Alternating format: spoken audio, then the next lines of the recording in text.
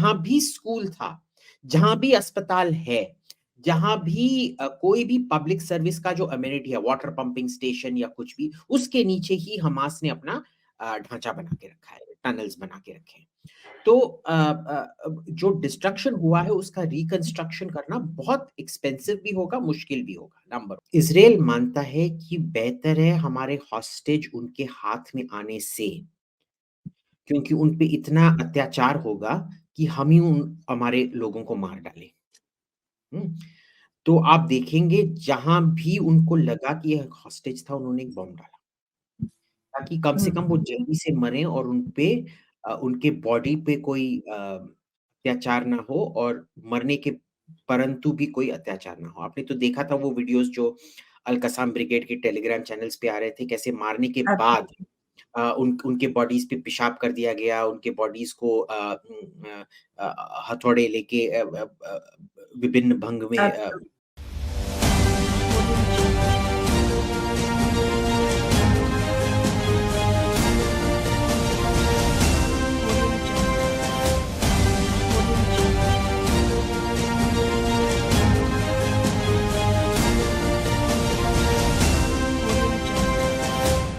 नमस्कार दोस्तों, मैं हूं आपके साथ अंबर जैदी और मेरे साथ हैं अभिजीत अय्यर मित्रा। एक बार फिर से आप सबका बहुत स्वागत है। नमस्कार अभिजीत, कैसे हैं आप? जयराम जी की नमस्कार। शुभ दीपावली की मुबारक हो, और सब यीशु को पूजें। Thank you. आपको भी दिवाली की हार्दिक शुभकामनाएं, और जो कोई भी हमें देख रहा है उन सभी को दिवाली की हार्दिक शुभकामनाएं। अभिजीत, मैं आपके साथ अहम मुद्दा डिस्कस करना चाहती हूँ। वो इजराइल हमास के बीच जंग 38 दिन से ज्यादा गुजर गए हैं, और अल शिफा हॉस्पिटल से डब्ल्यूएचओ का कहना है कि उनका संपर्क, उनका कांटेक्ट टूट गया है। और ये भी रिपोर्ट्स है कि जो हॉस्पिटल्स हैं उनके नीचे जो कमांड सेंटर्स बने हुए हैं, ऐसे में जो इजराइल इन्वेजन है, आपको कितना मुश्किल लग रहा है कि उस ऑपरेशन को कर पाना, एग्जीक्यूट कर पाना? देखिए, अभी तक जो मैंने देखा है अंबरजी, दैट इज क्वाइट हार्टनिंग, क्योंकि जब से जो लैंड ऑफेंसिव शुरू हुआ है, अ, उसमें से आई फाउंड कि कैजुअलिटीज कम हुए हैं, जो वैसे भी कैजुअलिटीज का कोई प्रूफ नहीं था। जैसे हमास बोल रहा था कि 10,000 लोग मरे हैं, अ, मेरे खुद के गिनने से, and I don't claim to have counted every single video, पर मेरे खुद के गिनने से जो सब ओसिंट ने, हम सब ने मिला के गिना है एक साथ, उसमें से 600-700 से ज्यादा लोग मरे नहीं। It's still a lot of people dead, let's be clear about it, and it shouldn't have happened, but 600-700 से ज्यादा नहीं मरे हैं। अब जब से ग्राउंड ऑफेंसिव शुरू हुआ है, देखिए, एयर पावर थोड़ा इम्प्रिसाइज होता है।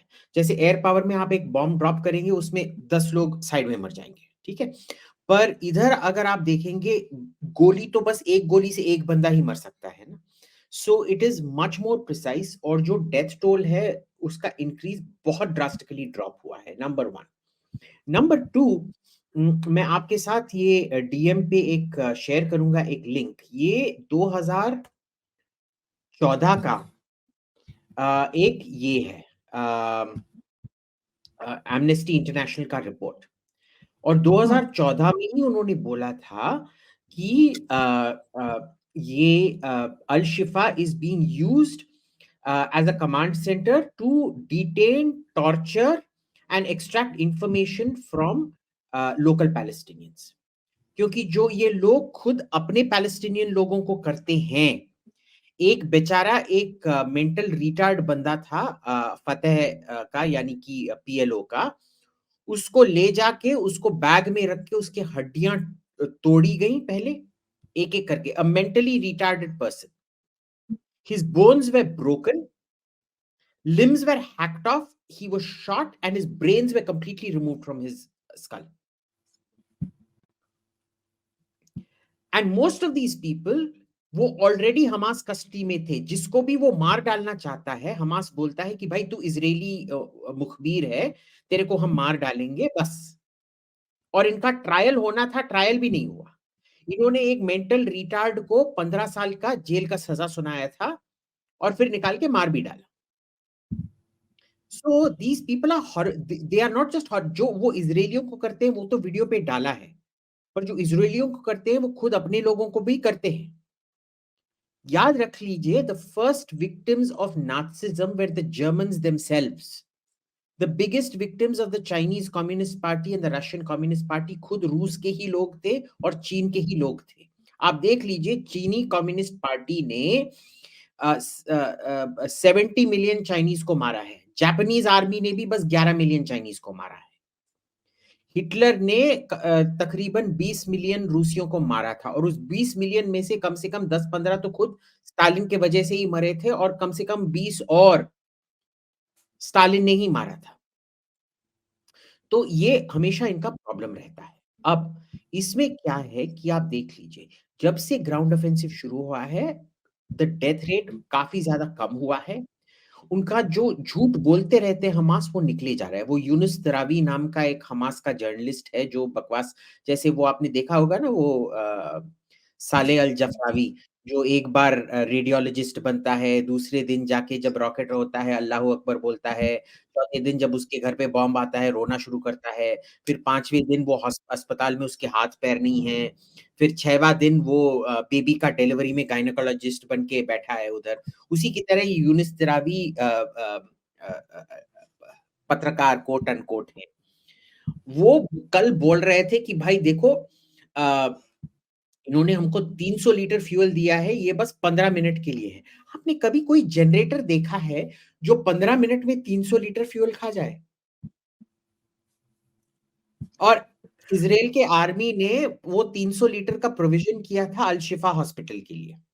जानते हुए कि अल-शिफा के नीचे कमांड सेंटर है और सबसे ज़्यादा फ्यूल उस कमांड सेंटर को चलाने के लिए जा रहा है ना? तो ये बहुत सारा आप देखते रहेंगे। ये जो पैलेस्टीनियन प्रोपेगेंडा है, ये उल्लू के पट्टों के लिए है, ये कोई दिमागदार इंसान के लिए नहीं है। और वैसे अच्छा उल्लू are intelligent creatures, we should remember that western इसमें हिंदुस्तान में हम क्यों पता नहीं क्यों मूर्खों को उल्लू का पट्टा बोलते हैं।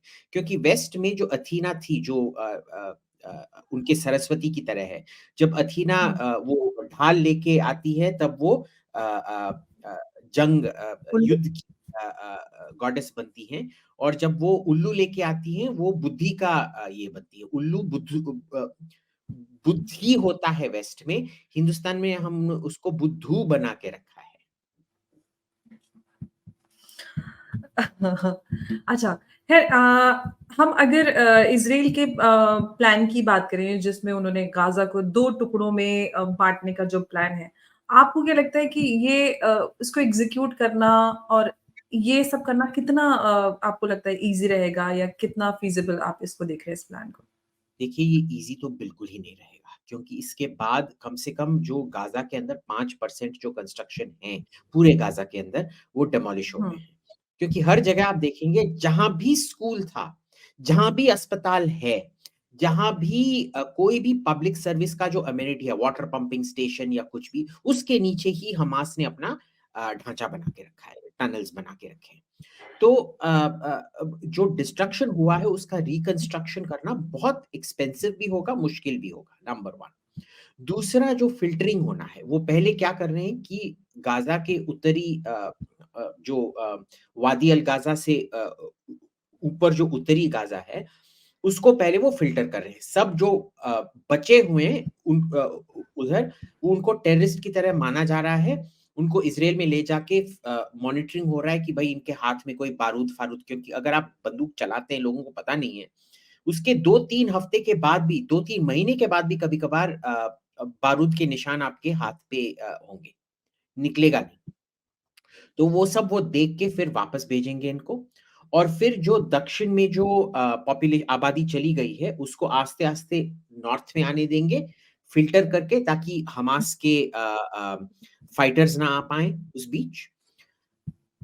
तो जो दक्षिण में होगा, वही बहुत ज़्यादा घमासान होगा। जो अभी उत्तर में हो रहा है, वो इतना घमासान नहीं है। मेरे को लगता है वो 2, 3, 4 महीने में न्यूट्रलाइज़ हो जाएगा। पर जो दक्षिण में होगा, वही बहुत घमासान होने वाला है। लेकिन ये जो इज़राइली ऑपरेशन चल रहा है गाज़ा में, हमास को लेकर, आपको क्या उम्मीद है कितना लंबा चलने वाला है और आपको लगता है कि पूरी तरह से इज़राइल हमास को एलिमिनेट कर पाएगा या नहीं? नहीं, ये वही होने वाला है जो अल-कायदा के साथ अफ़गानिस्तान में हुआ था। देखिए, अगर आप साँप को मारना चाहते हैं, वैसे साँप को मारना नहीं चाहिए। साँप इंसान के लिए बहुत अच्छा होता है। इसीलिए हम साँप को पूजते हैं, इंसानों से क्योंकि बेहतर होता है साँप। साँप के वजह से ही फ़ैमिन अवॉइड होता है। साँप जाके चूहा खाता है और चूहे के वजह से क्रॉप डिस्ट्रक्शन जो होता है और लेप्टोस्पाइरोसिस सब बहुत तनाव फैलता है, तो वो खत्म करते हैं। तो साँप को मत मारिएगा, I am just using this as analogy. साँप को मारने के लिए उसका सर काटना पड़ता है, ठीक है ना? साँप का सर कहाँ पे है? दोहा में, कतर में बैठा हुआ है। कभी-कभार इस्तांबुल जाता है, कभी-कभार दोहा में बैठा है। और दोहा में बैठ के ये जो है इस्माइल हानिया और खालिद मिशाल, अब मेरे को पता नहीं है इन दोनों के बीच क्या कोई समलैंगिक रिश्ता है या पता नहीं, पर इनका पैसा का तो रिश्ता बहुत ज़्यादा है। दोहा में इनका या तो खालिद मिशाल या इस्माइल हानिया का बेटा रोल्स रॉयस का कन्वर्टिबल चलाता है। खालिद मिशाल के खिलाफ आपको पता है कितना एम्बेज़लमेंट का चार्ज है? $3.5 बिलियन डॉलर्स। मिलियन नहीं, बिलियन। अरबों में, अरबों में उसने डॉलर, अरे उसका नेटवर्थ जो है ना, उसके पास जो कैश अवेलेबल है, वो तो हमारे मुकेश भाई अंबानी के पास भी नहीं होगा कैश, लिक्विड कैश अवेलेबल। और सब चोरी किया है एड, वेस्टर्न एड से। खुद अपने बच्चों को, उनके बच्चे आपने कभी भी देखा है खालिद मशाल का बेटा मरा है? कभी नहीं। कश्मीर में भी यही होता था, ये नेता-फेता जो सब थे, वो जो कौन, वो गिलानी की जो पोती थी, वो तो दिल्ली में बैठ के जर्नलिस्ट का काम करती थी, फिर इस्तांबुल चली गई कोई स्कॉलरशिप करने के लिए, और दिल्ली में तो बहुत ही पॉश फ्लैट में रहती थी, है ना? क्यों है ये नेता के बच्चे कभी मरते नहीं हैं? सब ऑर्डिनरी लोग ही मरते रहते हैं।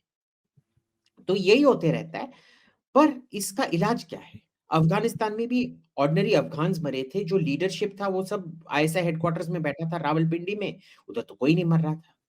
तो जब तक आप लीडरशिप को टारगेट करोगे, कैसे हमास खत्म होगा? एब्सोल्युटली, बिल्कुल सही। लेकिन अभिजीत ये जो जंग है या ऑपरेशन कहा जाए, ये 1 महीने से ज़्यादा हो गया 38 39 डेज़ गुज़र चुके हैं।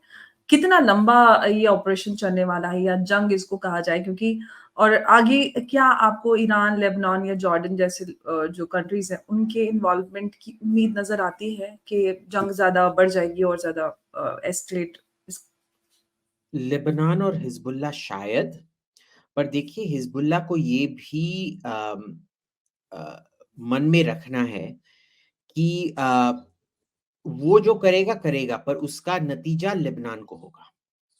और आपको याद होगा जब 2006 में जो हुआ था, उसके बाद हसन नसरल्लाह को आके पूरे लेबनान से माफ़ी माँगनी पड़ी थी कि मेरे को पता नहीं था कि अगर मैं 5 इज़राइली सोल्जरों को कैद करूँगा तो इतना बड़ा घमासान युद्ध छेड़ देगा इज़राइल करके।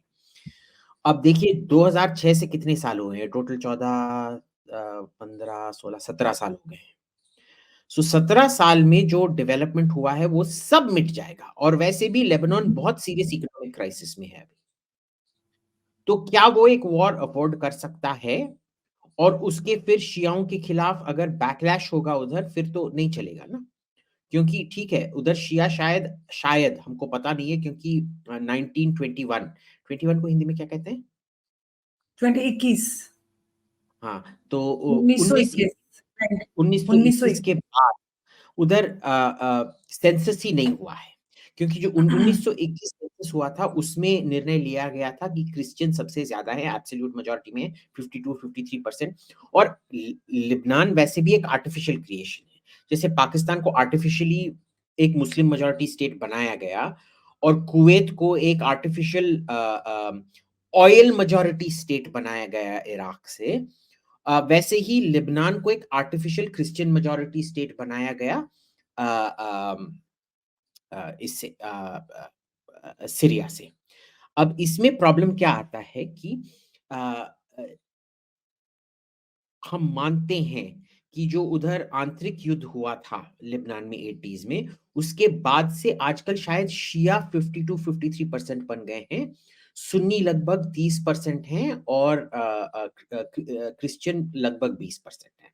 क्योंकि सब क्रिश्चियन उस इंटरनल युद्ध के समय बाहर चले गए थे। ब्राज़ील में बहुत बड़ा पॉपुलेशन उनका, ऑस्ट्रेलिया में भी बहुत बड़ा पॉपुलेशन है लेबनीज़ क्रिश्चियंस का, बहुत सारे फ्रांस भी चले गए थे।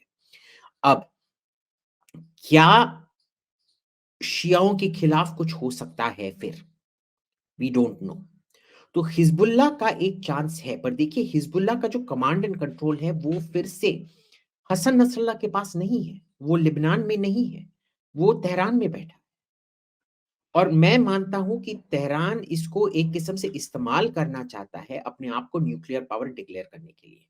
वो कुछ कर बैठेगा लेबनान में, और जब इजराइल उसका बदला लेगा तो ईरान उन पे मिसाइल्स फेंकेंगे, फिर इजराइल भी उन पे मिसाइल्स फेंकेगा और वो बोलेगा अरे देखो ये हम पे हमला हुआ है, और वो एक न्यूक्लियर विस्फोट करेंगे दिखाने के लिए कि हम न्यूक्लियर पावर हैं, अब से हमसे छेड़खानी मत करो।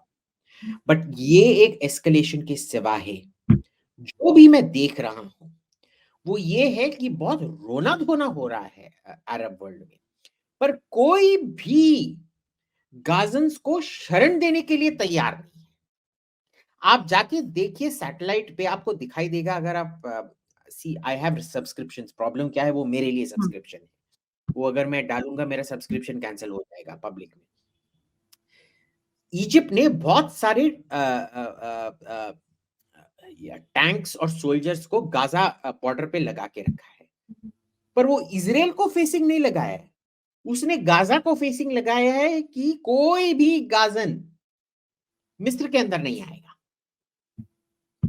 ठीक है, वैसे तो आपने देखा होगा जॉर्डन की जो रानी है वो खुद फिलिस्तीनी है, या खुद को फिलिस्तीनी कहती हैं क्योंकि वो वेस्ट बैंक से हैं और पश्चिमी तट से हैं।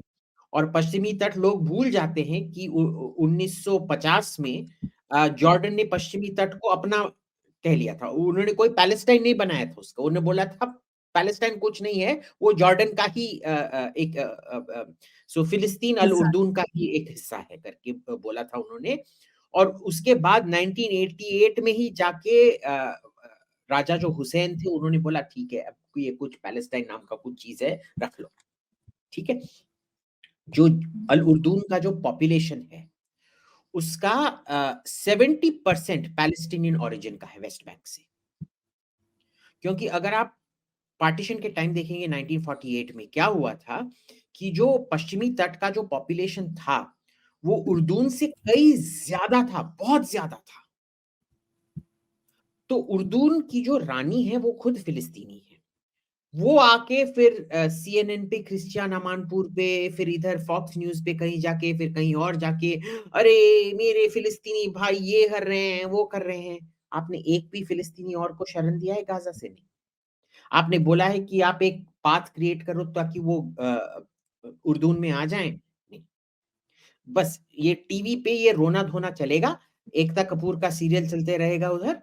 वैसे वो एकता कपूर से तो काफ़ी ज़्यादा अच्छा एक्टिंग कर लेते हैं। ये आपको मानना पड़ेगा। जो अरब एक्टर्स हैं, वो बहुत अच्छे हैं बॉस। हमारे एकता कपूर के सीरियल में जैसे ये आपने मेरे को तमाचा मारा और फिर ये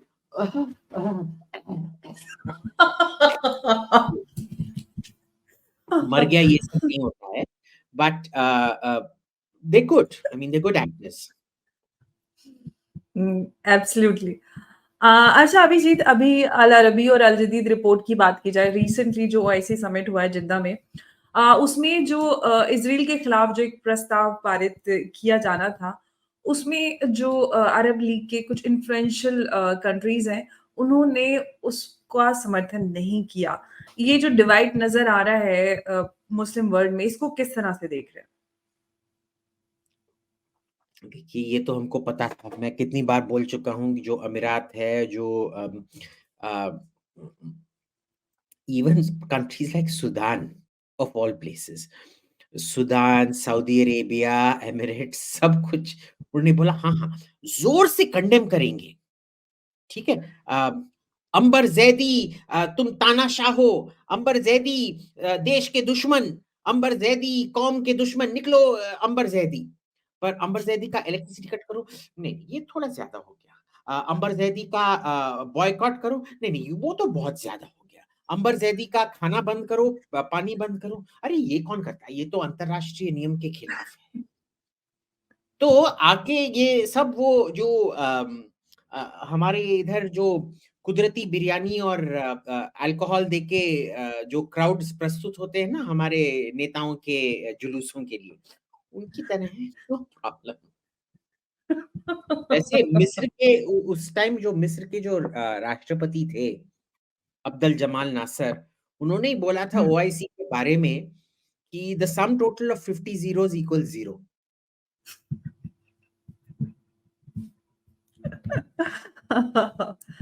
अच्छा अभिजीत जो हमास के कस्टडी में जो इज़राइलियन होस्टेजेस हैं अ, उनका क्या मतलब अगर उनका देखा जाए कि क्या सबूत है या क्या प्रूफ्स हैं कि वो ज़िंदा हैं, किस हालात में हैं और क्या उनके साथ हो रहा है और क्या हमास को एलिमिनेट करने के लिए इज़राइल उन हॉस्टेजेस की कुर्बानी दे सकता है या देने के लिए तैयार है?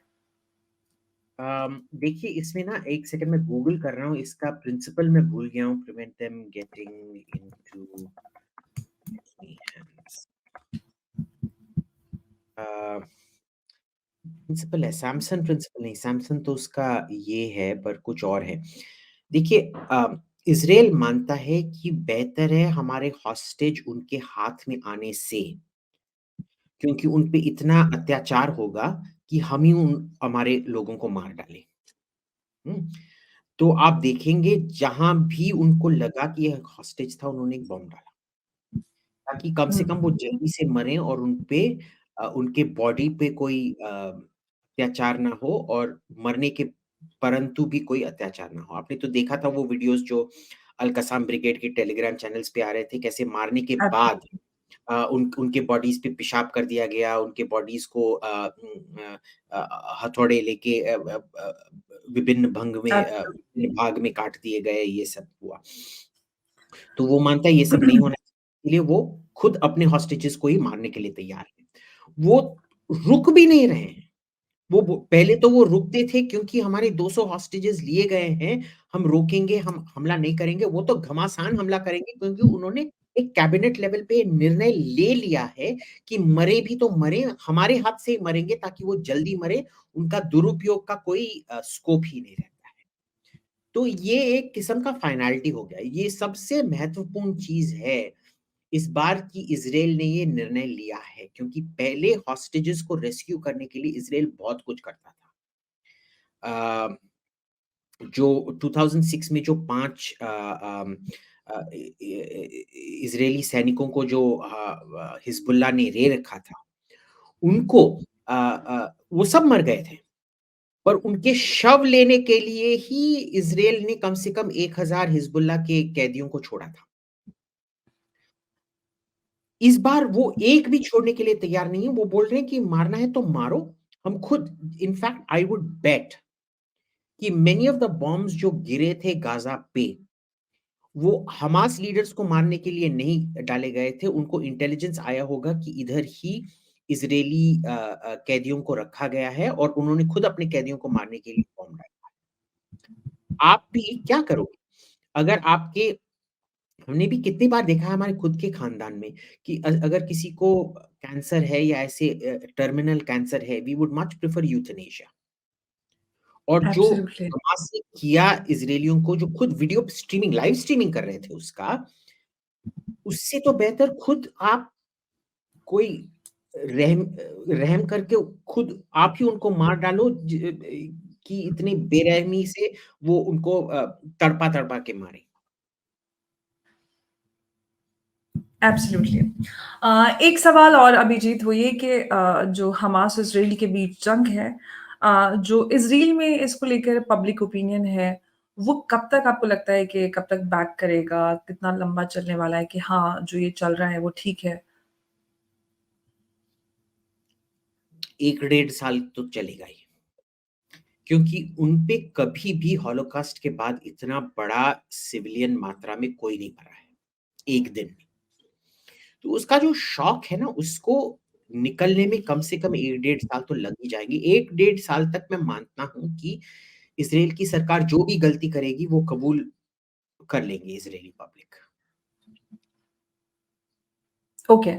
एक सवाल बस लास्ट सवाल है क्योंकि ये अभी हम अगर पिछले 1 डेढ़ साल में देखें, तो दूसरी इस तरह की एक जंग है। हमने यूक्रेन-रशिया वॉर भी देखी। क्या स्थिति है अभी रशिया-यूक्रेन वॉर की? कहाँ पहुँची है? जो ऑब्जेक्टिव्स थे, वो अचीव कर पाए हैं या नहीं कर पाए हैं? कुछ नहीं, फ्रोज़न कॉन्फ्लिक्ट है, कुछ नहीं हो रहा है। मेरे को तो हैरानी है क्योंकि जो भी मैं देख रहा हूँ, यूक्रेन में काफ़ी पैनिक की स्थिति है कि ना ही तो पैसे मिल रहे हैं, ना ही तो एम्युनिशन मिल रहा है अभी, है ना? तो वो बहुत डरे पड़े हुए हैं कि अब क्या होने वाला है। पर मैं सोच रहा था कि इसी स्थिति को का अ, फ़ायदा उठाएगा रूस और फिर आक्रमण करेगा, डबल, ट्रिपल आक्रमण।